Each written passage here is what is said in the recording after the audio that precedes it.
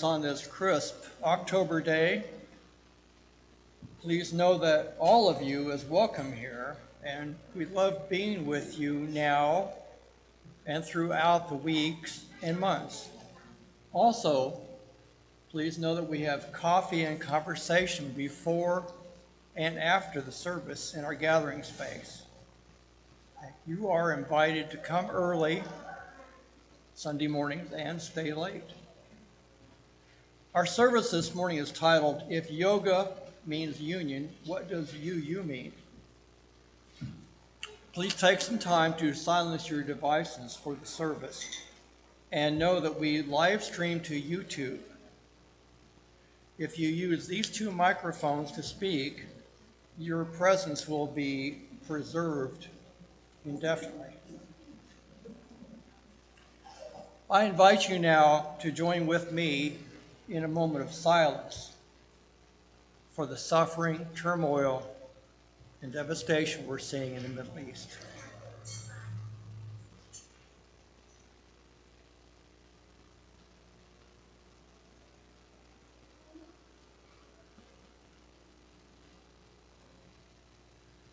Regarding our next slide, announcements from the podium.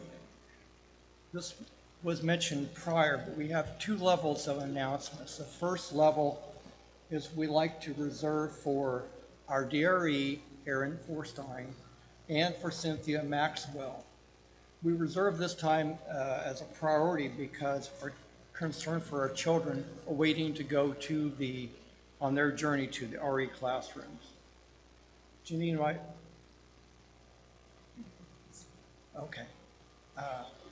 So we try to reserve additional time for the announcements later, which will following the joys and concerns.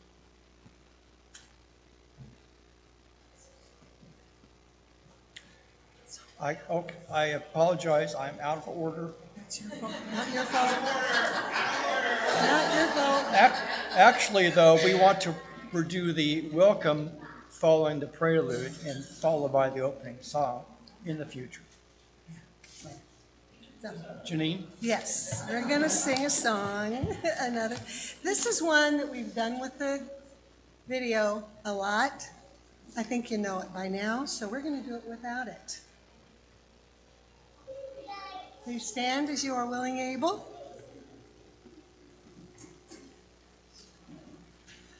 And we will sing this. And I would also say, let's sing this for the children of the Middle East. For each child that's born, a morning star rises and sings to the universe who we are. For each child that's born, a morning star rises and sings to the universe who we are. We are our grandmother's prayers, and we are our grandfather's dreamings. We are the breath of our ancestors. We are the Spirit of God. We are mothers of courage and fathers of time. We are daughters of dust and the sons of great visions. We're sisters of mercy and daughters of love. We are lovers of life and the builders of nations. We're seekers of truth and keepers of faith. We are makers of peace and the wisdom of nations. We are our grandmother's prayers, and we are our grandfather's dreamings. We are the breath of our ancestors. We are the Spirit of God. We are brothers of courage and fathers of time. We are daughters of dust and the sons of great visions. We're seekers of truth and lovers of love. We are lovers of life and the builders of nations. We're seekers of truth and keepers of faith. We are makers of peace and the wisdom of ages. We are our grandmother's prayers, and we are our grandfather's dreamings. We are the breath of our ancestors. We are the Spirit of God. For each child that's born, a morning star rises and sings to the universe who we are. For each child that's born, a morning star rises and sings to the universe who we are.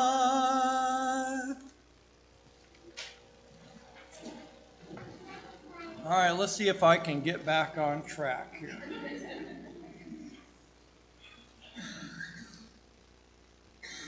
So, yes, Cher Faber will now do our chalice lighting reading.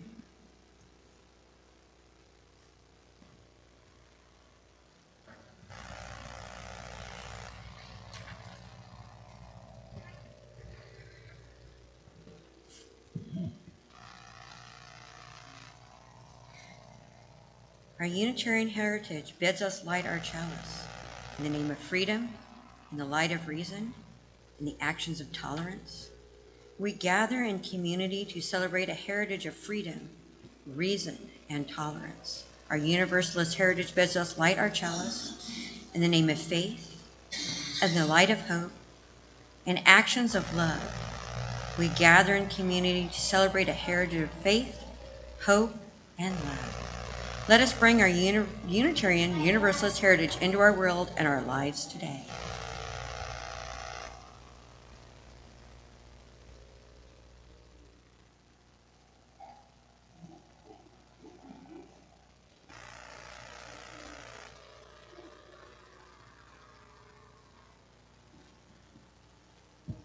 Thank you, Janine, and thank you, Cher.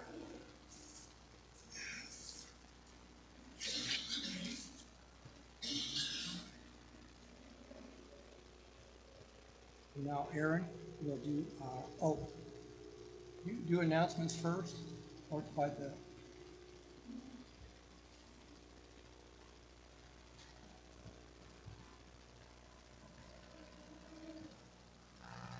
Good morning. Next week I will not be here, but the week after that is our multi-gen service, and it will be all about Halloween. And I wanted to invite everybody, children of all ages, that is adults too, to dress up in your costume, because I know everybody here, all the adults, have a special new costume for this year.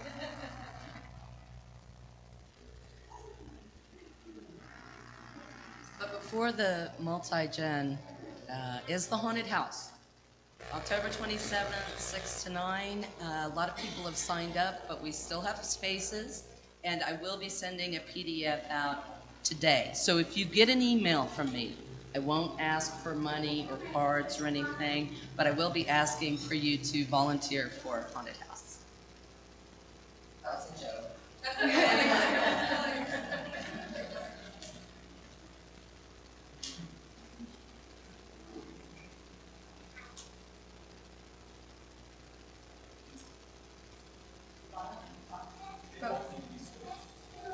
Testing. Yes? Okay. Awesome. All right, children, come on up.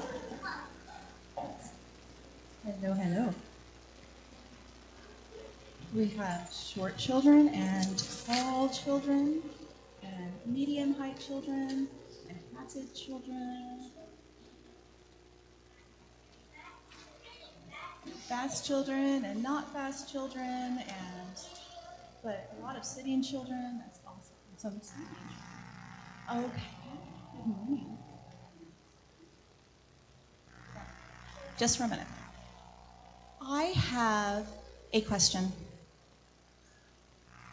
Have you seen a chalice before? Okay, good. You have seen a chalice? You have not seen a chalice? You have. You've seen a chalice before, right? We just had a chalice lighting over here. It looks a little different, but it's similar. A chalice has feet, like we do. It has a stem, a base. Do we have stems or bases? What could we use for our stems or bases? Our torso and maybe our legs. And it has a very important part here. This would be the cup. Do we have a cup? I wonder if we could make a cup with our bodies. Would you like to help me? And we can make a chalice with our bodies. And I would like to invite everybody also, if you would like to stand up or sit. You can sit too and make a chalice with your bodies. So, in order to make a chalice, again, we have our feet. And we don't want to put our feet too close together because we might fall over. So you can put your feet a little bit farther apart. And then we have our stem, which could be our legs and our torso. Thank you, Sal.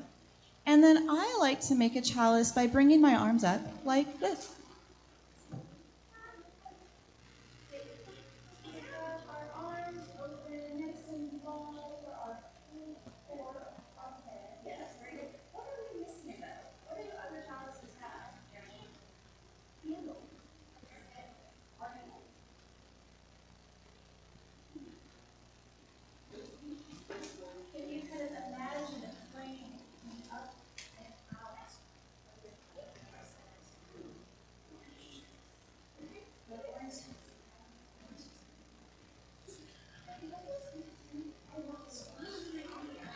All right, and that is our time for all ages.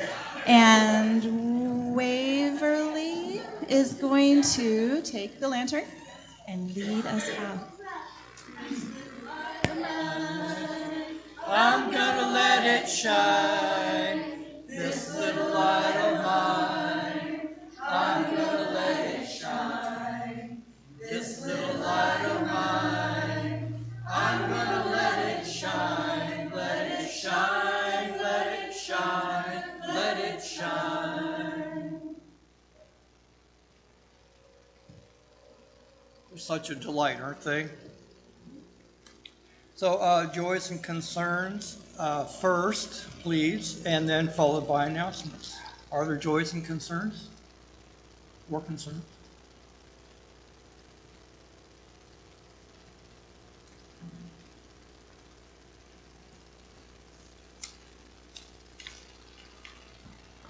Good morning.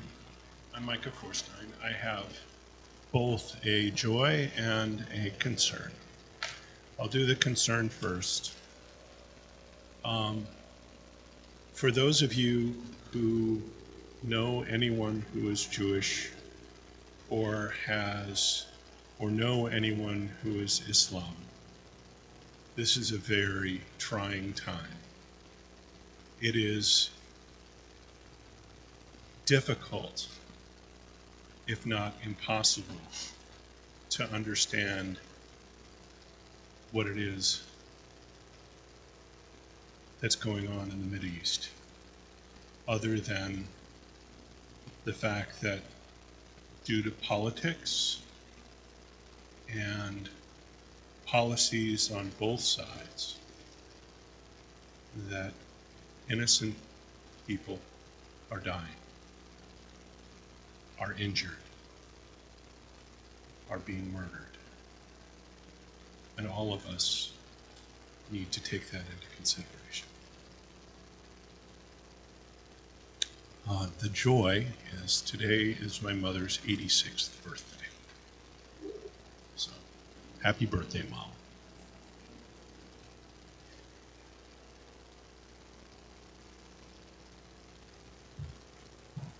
I have an announcement.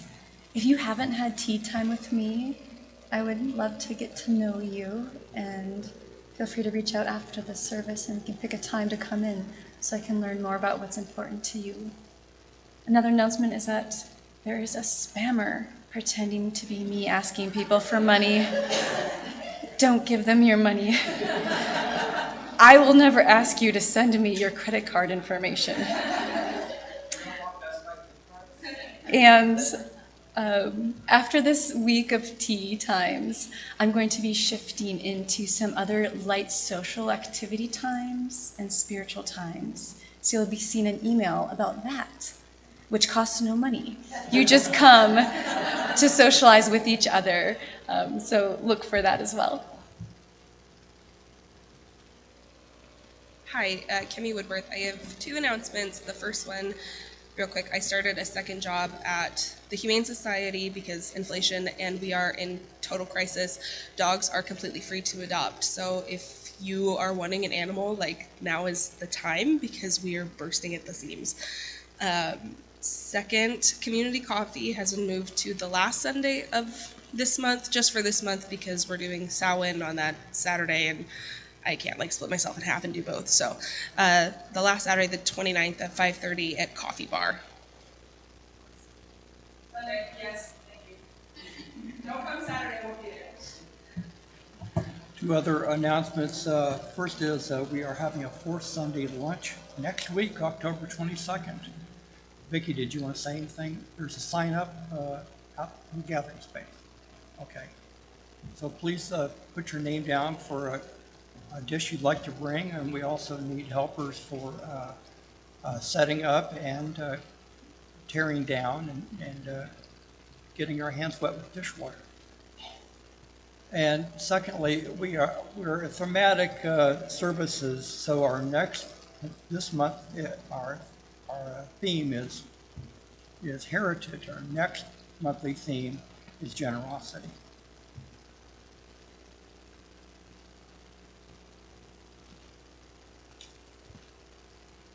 Sorry, I can't do this without my cue card.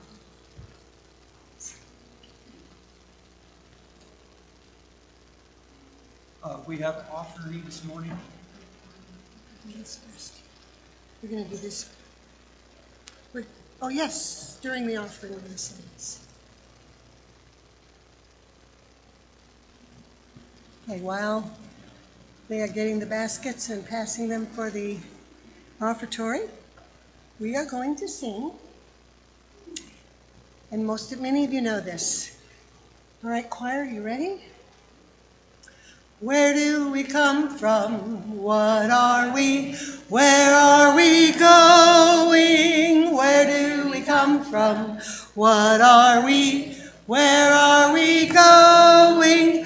Where do we come from? Where do we come from? Mystery, mystery, life is a riddle and a mystery. Mystery, mystery, life is a riddle and a mystery. Now we're going to do the complicated part. All right. Where are we going? Where do we come from? The first part. Then the where do we come from? Where? Higher voices. So you get to pick which one you're going to do. The melody, where do we come from? And then you're going to, the higher, where do we come from? And then the lower voices, mystery, mystery. Okay, so we're going to do it all together, but I'll bring you in. So where do we come from? We'll start. Where do we come from? What are we? Where are we going? Where do we come from? Mystery, mystery, life is a riddle and a keep going. Where do we come from? What are we? Where are we going? Where do we come? Do we come from? Mystery, mystery, life is a riddle and a mystery. Thank you.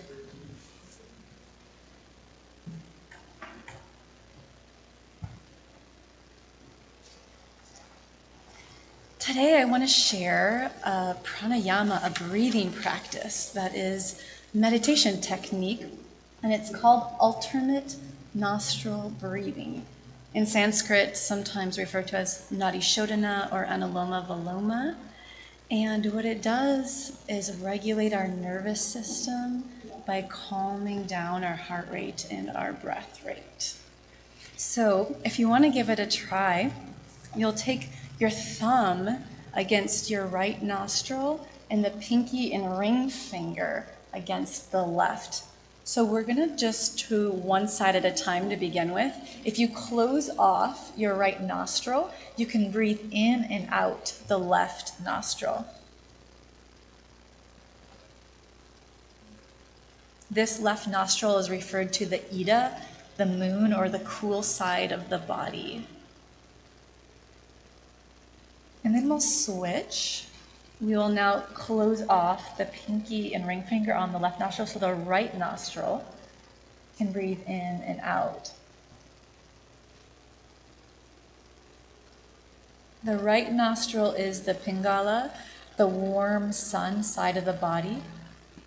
And these two nostrils together balance the hot and cool parts of our personalities. So this is how alternate nostril breathing works. We go in the left nostril, 4 counts, hold the breath 4 counts, and then go out the right nostril 8 counts. We always exhale twice as long as the inhale because that's what slows us down and brings us into the parasympathetic nervous system. That's the rest and digest and chillax. So if at any time this is uncomfortable, like you feel dizzy or faint or it's just like not working, just go to a regular relaxed breath, whatever that's like for you. But we're going to try a few rounds back and forth, and I'm going to cue you. So again, thumb to the right nostril. And this is how we're going to begin. Closing off the right nostril, breathe in to your left. 2, 3, 4. Close and hold the breath. 2, 3, 4. Open up the right and exhale. 2, 3, 4, 5, 6, 7, 8. Inhale right nostril. 2, 3, 4. Close both nostrils. Hold the breath. 2, 3, 4. Exhale left. 2, 3, 4, 5, 6, 7. One more time. Inhale left. 2, 3, 4. Close, retain. 2, 3, 4. Exhale right. 2, 3, 4, 5, 6, 7, 8. Inhale right. 2, 3, 4. Retain. 2, 3, 4. Exhale left. 2, 3, 4, 5, 6, 7, 8. Let your arm relax. Breathe normally. And observe what it's like to breathe in your body now.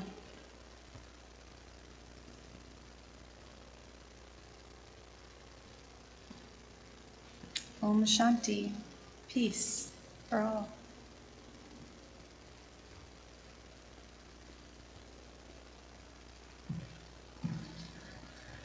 Nobody told me I'd have to do a reading right after doing pranayama.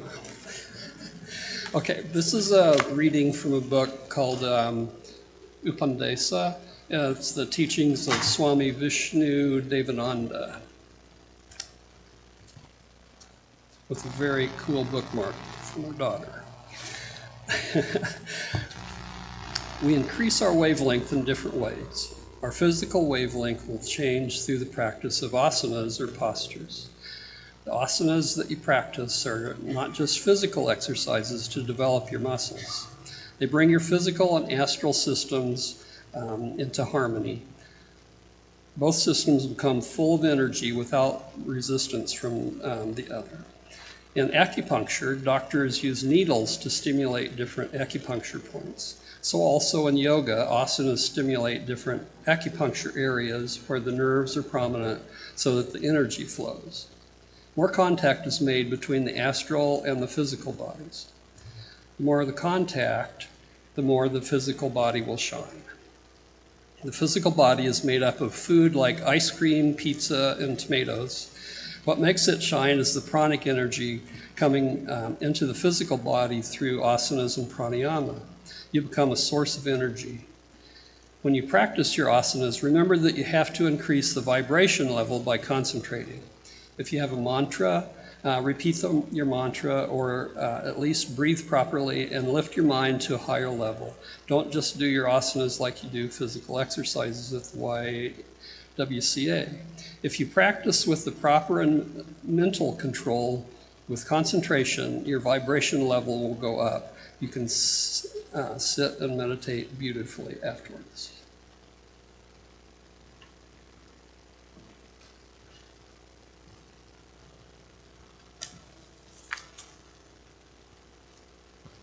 Approximately 36 million Americans practice yoga regularly.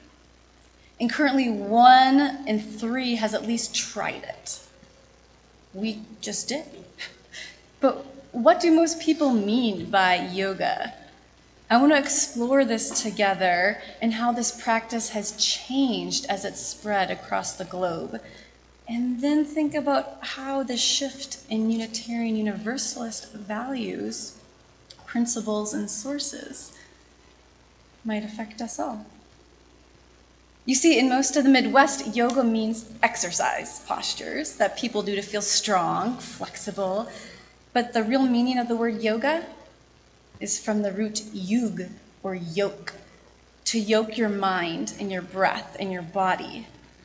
And Shivananda Yoga defines yoga as the union of mind, body, and spirit with the divine.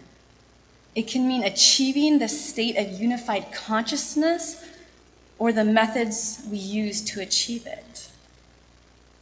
So Raja Yoga, which is the path of meditative practice to attain liberation, has 8 limbs or stages of practice. There are the yamas, which are restraints or moral disciplines and vows, niyamas, positive duties or observances, asana, the postures that most of us have seen, pranayama, breathing technique like I just taught you, alternate nostril breathing, pratyahara, which is sense withdrawal, dharana, focused concentration, dhyana, meditation, and samadhi, the bliss or enlightenment. So in the USA, have you been to a yoga class? Most teach one of the limbs, asana, the posture. And maybe they teach you to pay attention to your breath, even if they don't teach you a specific breathing practice. And maybe they have a good shavasana or rest at the end that's a little meditative. But what about the other limbs? What about the very foundation of yoga? The first 2, the yamas and niyamas? There are so many things that we've never heard of in our yoga classes, like nonviolence, truthfulness, non-stealing, the right use of energy. Have any of you learned about this in yoga class? Discipline, self-study, contentment, surrender to a higher power? Anyone? So, what did we lose with this change? And what have we gained? The podcast Yoga is Dead by Indian American hosts Tejal and Jasal explores power, privilege, fair pay, harassment, and race in the yoga and wellness industry. They speak to the negative sides of what we've lost as yoga has come to the West, including the cultural appropriation for monetary gains. It's worth significant consideration. So in India, ancient yogis used grass mats, and here a mat can cost like $129. In India, they wore loose-fitting clothing that flowed, and here we wear tight-fitting clothing that changes style every season, so you just have to buy more if you want to fit in. However, is it inherently bad that yoga has changed? A lot of people with physical limitations, such as knee problems, including myself, couldn't do a lot of yoga on a thin mat. And elastic pants can be really great for bending in weird shapes and for deep belly breaths that are inhibited by a drawstring at the waist. So of course, yoga isn't meant to be glamorous or competitive.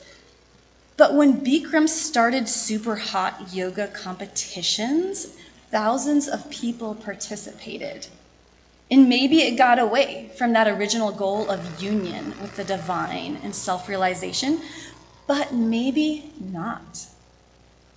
For example, I wonder how many people who were recovering from addiction, still craving intensity in their lives to replace the intensity of drugs, found the 105-degree Bikram yoga classes and found themselves. If that was a way they could get involved in a healthy practice, then could we say the benefit was greater than the loss?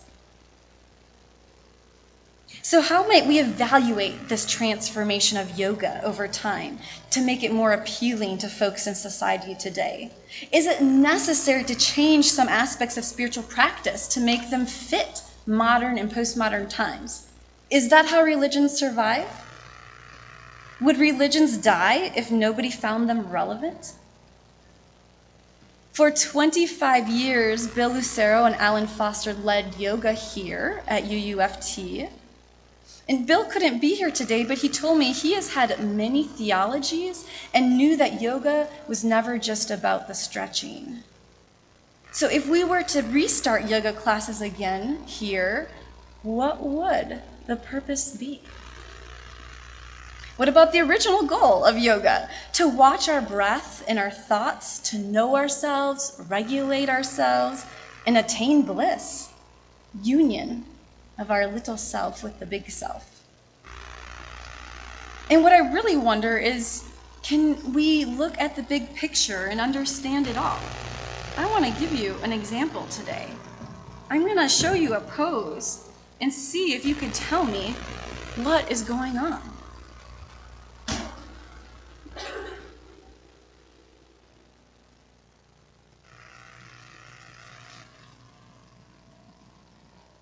Can you hear me? One moment.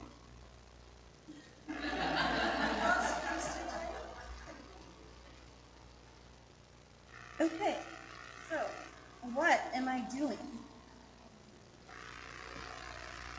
Am I showing off for attention? Am I trying to wake you up? Am I doing a headstand because I just want to feel strong and powerful? Am I regulating my digestive system? Am I bringing my kundalini energy from the base of the spine to my head so I can attain enlightenment? There's lots of possibilities.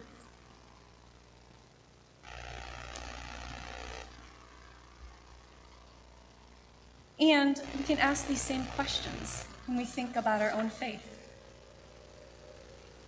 Because throughout human history, religions have been born and changed. They changed for many reasons, including cultural values, geographic locations, technology. And you know what? Even yoga, it's super old, but it's changed. The 8 limbs were developed in time. They think yoga started over 3,000 or 5,000 years ago because there are fossils of yoga postures in the Indus-Saraswati civilization dating back to 2700 BCE.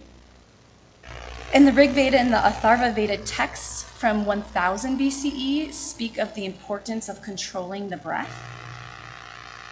In 500 BCE came the Upanishads. Out of 108 of them, 20 speak about yoga techniques like mantra sound, breathing exercises, pratyahara, that's withdrawal of the senses, and meditation.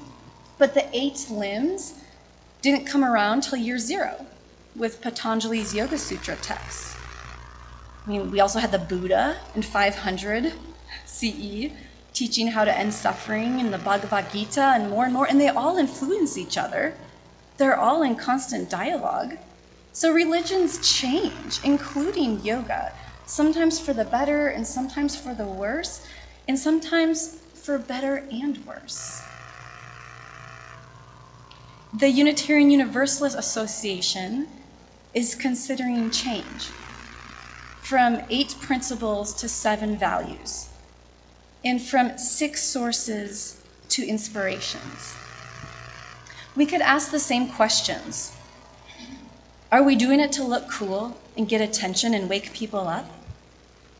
Do we want a more clear invitation for others to join us? Do we want to be more aligned with our own goals?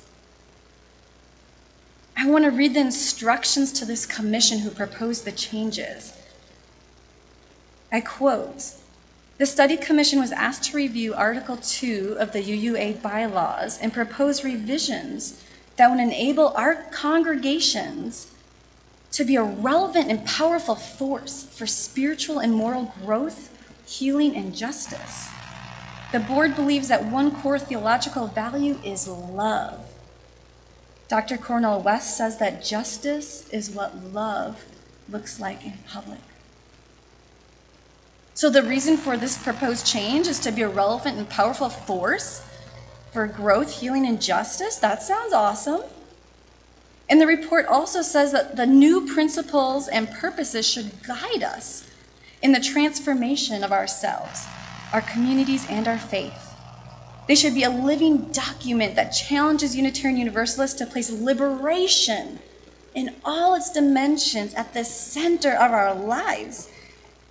They should be honest about our past, name what we're facing and where we hope to be, not just for today, but looking at the horizons. They should ask us to choose love and action as the path forward. And further, the commission shall de-center habitual practices that reinforce white supremacy culture. So, in comparison to the changes we've seen in yoga, this looks pretty love and justice looking, not pocketbook looking. But there are many ways to move forward in liberating love, right? Is this the way we want to move?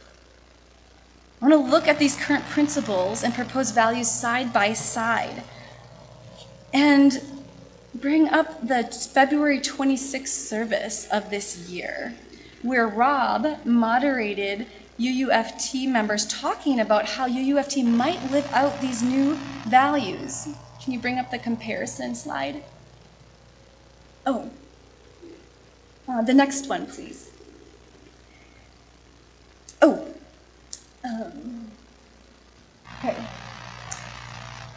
I have to read it backwards up there, so. So this service in February, where UUFT members spoke on each of these values, was incredibly inspiring. If you were there, watch it again. If you weren't there, the link is on your bulletin. And I want the people who are still here today to stand up when I read your name and the value that you spoke about, because I want everybody else to ask you again after service about this value. How are we doing with it? What do we think about it?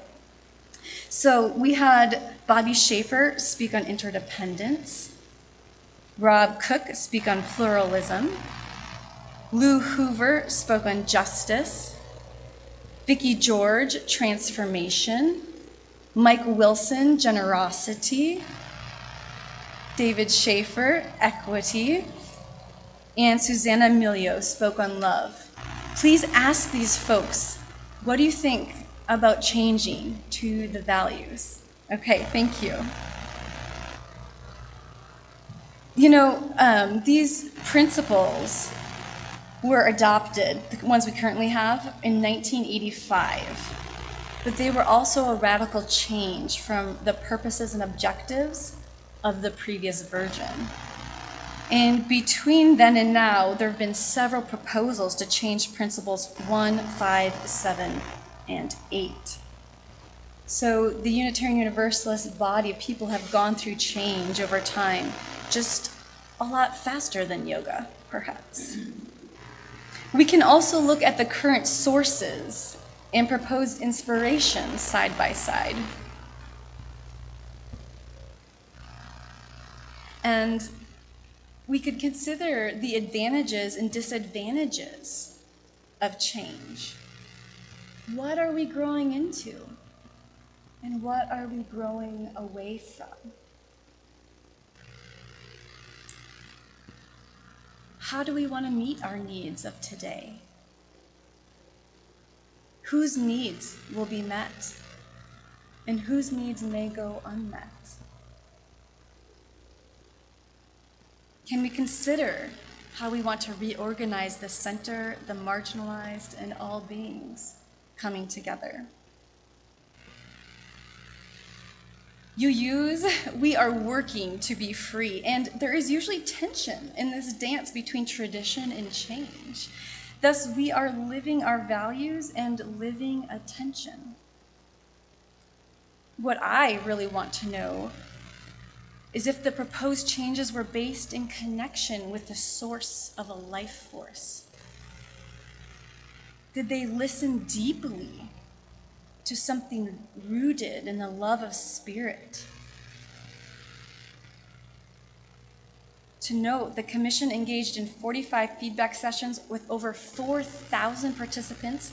They got over 10,000 responses from surveys. They really sought to know the heart of UU members. And they wrote, no matter what we produced, there would be things people wish we had added, things people did not like, and things people appreciated. We think what we succeeded in doing was to create a proposal that articulated our faith today and in the near future. Wherever there is change, there is loss. Wherever there is loss, there is grief. We honor the fact that there is loss in changing the principles that are so familiar to us. But you may have noticed that many of the words and themes of our current principles remain in Article 2, just in a new format.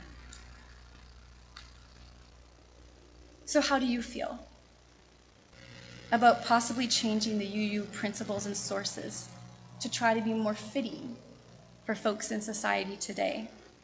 At the General Assembly in 2024, they will be voted on if we should adopt them. That's this coming summer. Would you say that the loss is worth the benefit? And if you don't agree with the proposal, what would you want to propose to honor the past, present, and future of this tradition? In Eastern traditions like yoga and Buddhism and Hinduism, we strive to remember who we are at the core, a consciousness that isn't tied to a mortal body. So we do these spiritual practices to help us realize the truth of self. It's going back to a root, and it's radical in that way. And UU is radical in another way. It's often at the forefront of change, evolving us forward as human beings into our fullest potential. I think UU is a discipline of love. So if yoga means union, could UU mean you love? Or you love courageously? Aaron taught us how to make the chalice posture with our bodies and asked what was missing. And the kid said, the flame, right? It's the spirit inside the structure that the chalice exists to support. And sometimes we need to change the structure to keep the flame burning. Like we need that lantern to shelter the candle flame if we go outside and it's windy. So if the flame of humanity is changing, what structure does it need now? Do you think the proposed values and inspirations will keep this flame alive? Might they grow the flame into a bonfire or a forest fire? Today, bell hooks gets the last word of my message. The world would be a paradise of peace and justice if global citizens shared a common definition of love, which would guide our thoughts and action.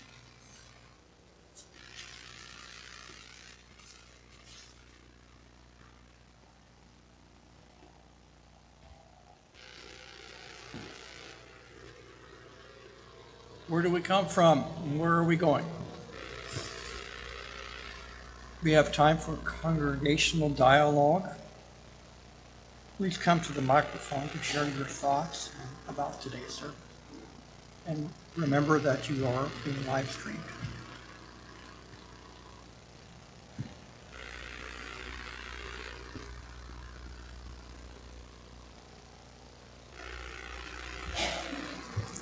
Can you put the proposed values back up? I want to hear your thoughts. What do you think of these?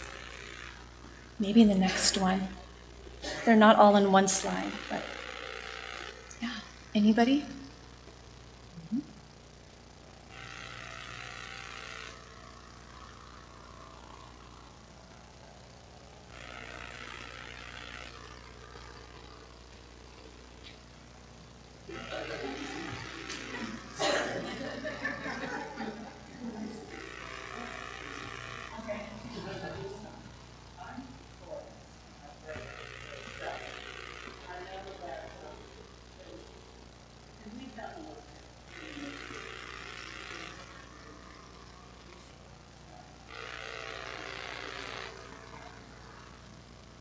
What sold me on these to start off with was the fact that the people on that committee that were organizing this, many of them wrote the 8th principle. They were doing that. They're the researchers. They're the people.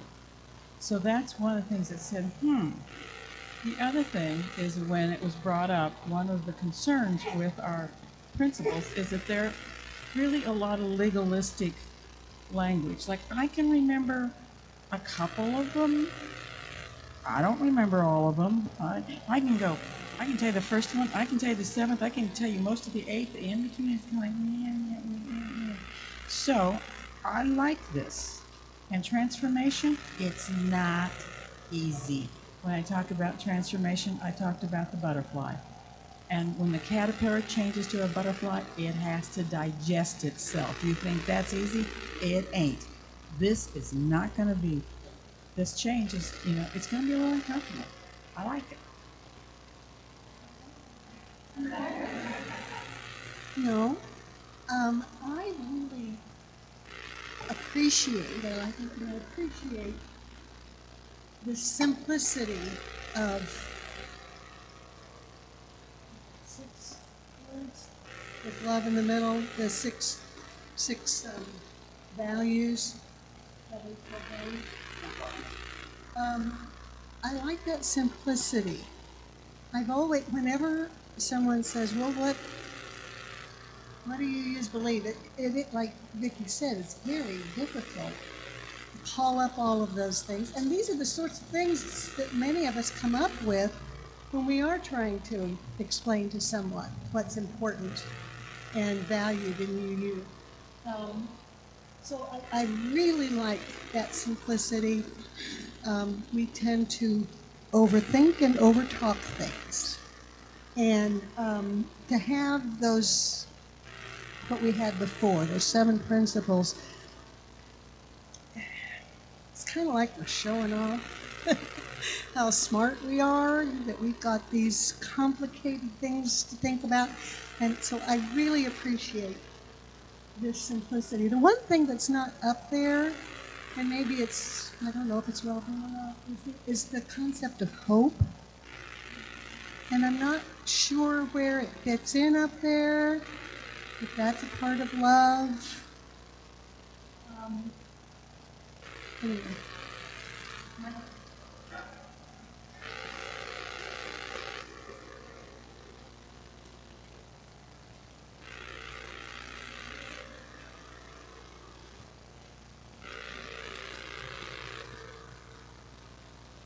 So another thing that's not up there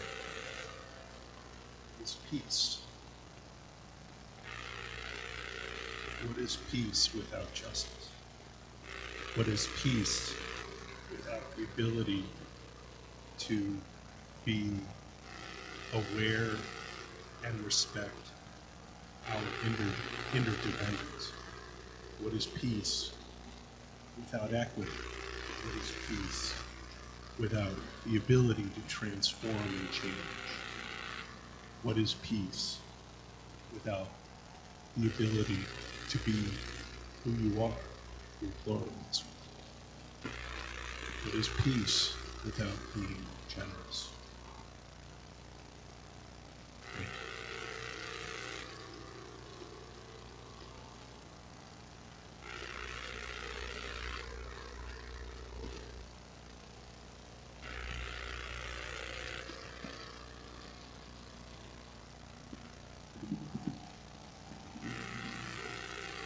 First, some good news. I'm not sure how many more times I can walk over to the podium. I am always troubled by why we think language is so important and mostly we ignore what we write and what we say. From my perspective, reevaluating what we say we mean is a good thing, not a bad thing. But I also think that we have changed as a denomination and have changed in a way that essentially says that we had to have a single focus, which that single focus mostly relates to racism, and that's an important focus, but I think anytime a single focus is chosen, that is generally an error.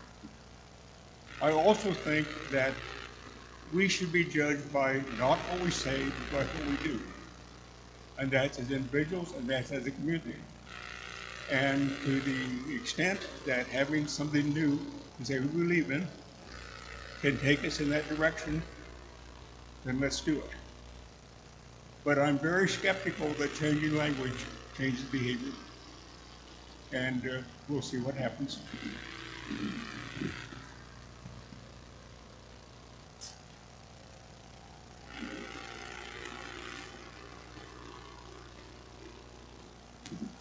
So back when we were talking about yoga and unit and bringing that together, I call myself a sort of a student, so to speak, of our yogis, of Alan and Bill, and my own teaching. And I've taught one of the things that I have learned about an abundance is, and what I'm teaching with yoga, teaching yoga, doing yoga, is teaching ourselves, teaching our bodies how to self-love. And in that self-love, when you're doing it together with other people, like we're sitting here now, we're learning, we're loving each other in a way, right? We're listening to each other's spiritual oneness. And with yoga, I've always kind of, some people like murmur, but it's a whole idea of, with yoga, I always kind of feel like you're spreading this vibration, if you will, of healing each other's vibrations, healing each other's vibrations, and just kind of listening to each other's bodies in peace. Whether we can bend our knees or not, if we're sitting in yoga, sitting on a ball in yoga, or doing the whole thing. I can't do a handstand, that was awesome, by the way. Headstand, by the way. But it's at concentration, you are one, you know. But it's that whole thing of when we're talking about making that change. Benny, I'm going to say since 93, because that's about when I had 4, so you'll be turning 30 on the 27th, by the way. We're learning to grow. I've been learning to grow my spirituality through yoga. And it sounds like we're learning to build our spirituality because we need to grow. And we grow.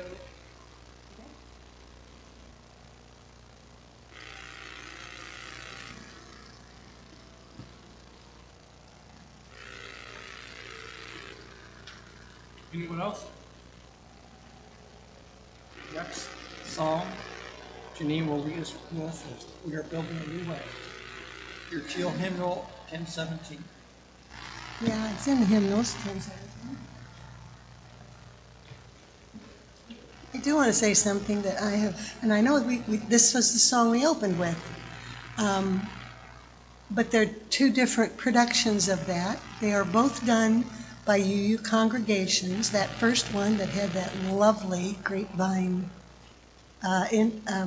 riff at the beginning, they're in Atlanta.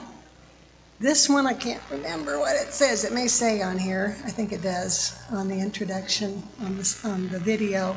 But also a UU congregation. And I am being a music person and trying to find something that works for us, is in our language, our people, our music.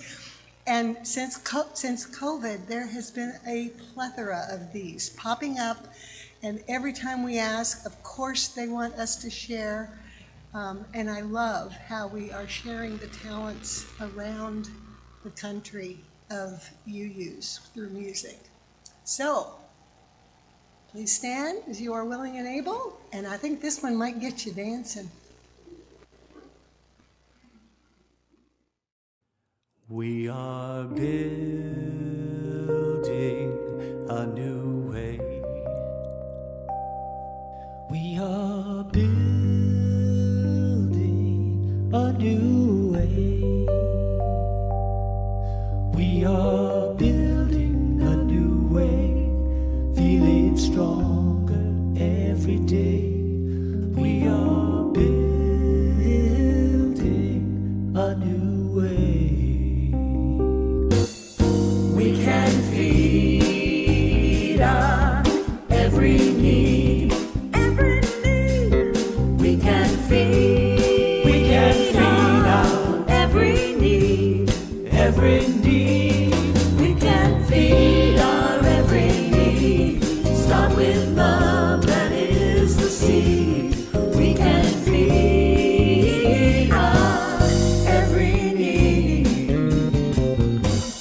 Peace and freedom is our cry. Peace and freedom is our cry. Peace and freedom is our cry. Without these our world will die. Peace and freedom is our cry.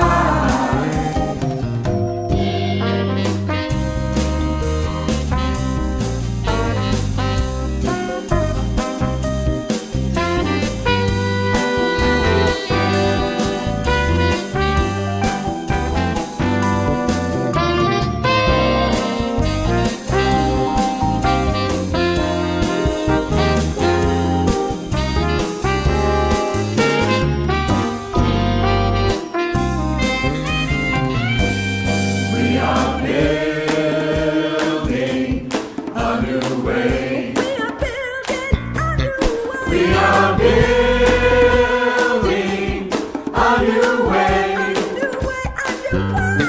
We are building a new way, feeling stronger every day. We are building a new way. A new way, a new way, a new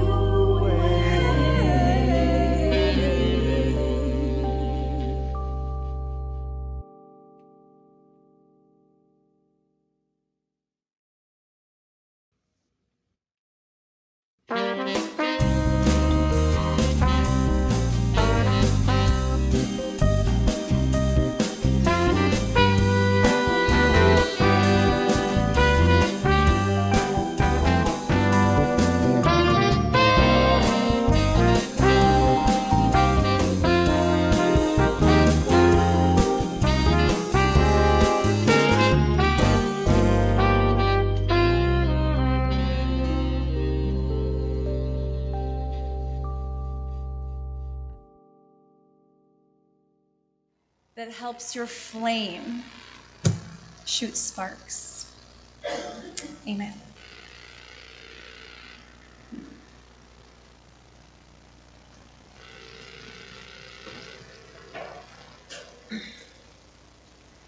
We extinguish this flame, but not the light of truth, the warmth of community, or the fire of commitment. These we carry in our hearts until we are together again.